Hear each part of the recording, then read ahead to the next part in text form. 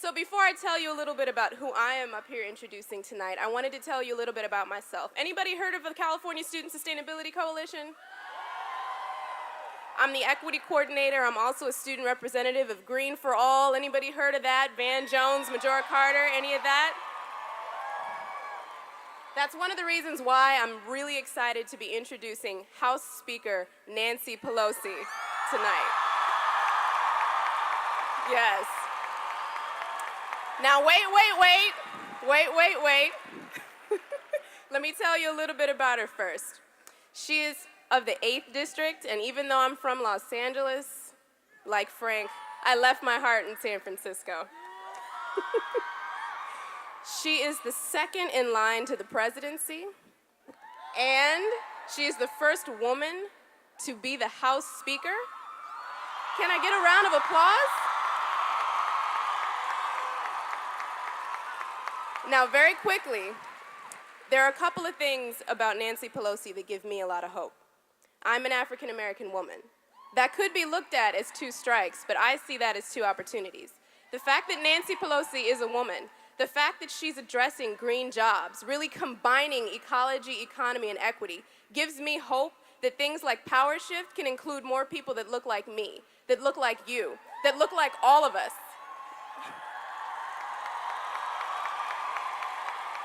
So while you guys are in the clapping energy, can I get everyone to shout, "I'm every woman"? One more time, "I'm every woman." I'd like to introduce House Speaker Nancy Pelosi. Thank you very much.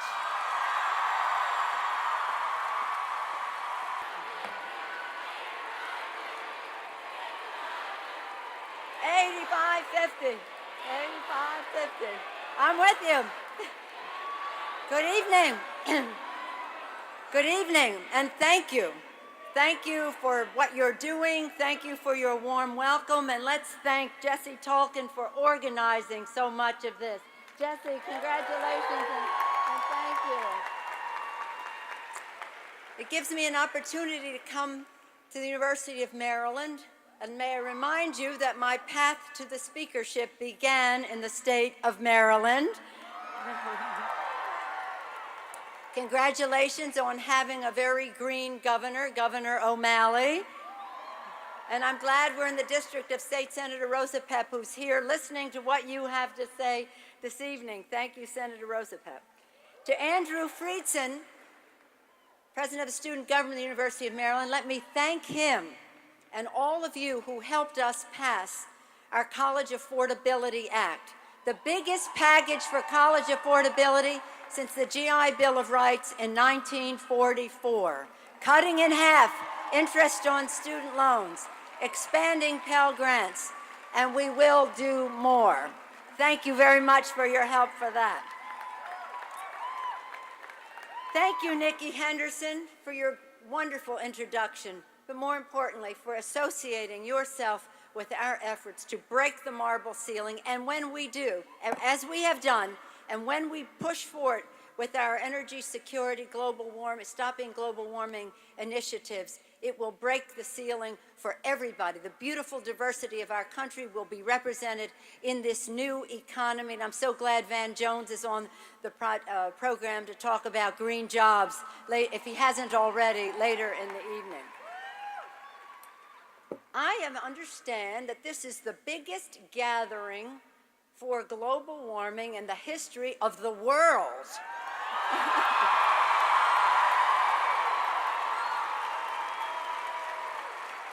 I love the name. I love the name Power Shift. It means so much. It means 80% by 2050.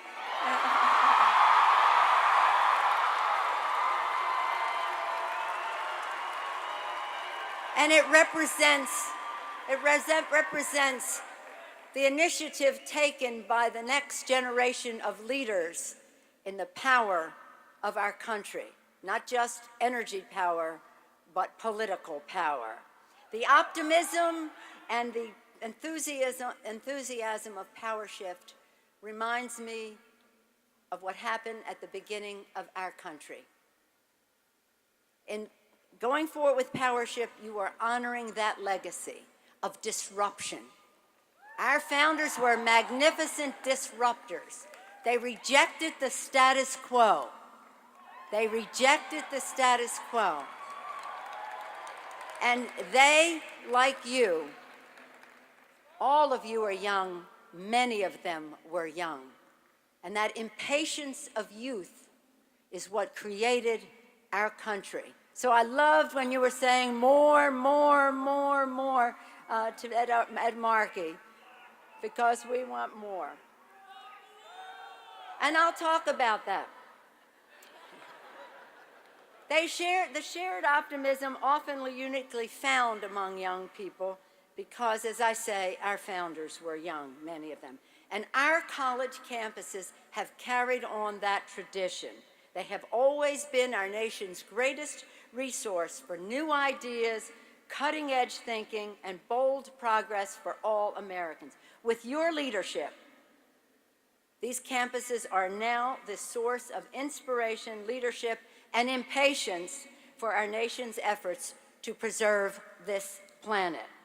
Here at the University of Maryland, like many of the schools that are represented here, aggressive greening efforts are underway, and many innovative solutions are in place. The buses run by biodiesel fuel, and 11 tons of waste are composted every month instead of being added to landfills. Let's hear it for the University of Maryland.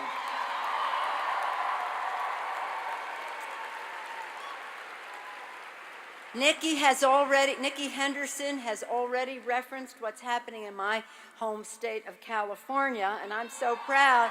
All right, let's hear it for the Californians. And I'm so proud of the University of California system, which includes more than 200,000 students, many of whom appear to be here this evening, the entire system has pledged to become carbon and climate neutral. This is only possible.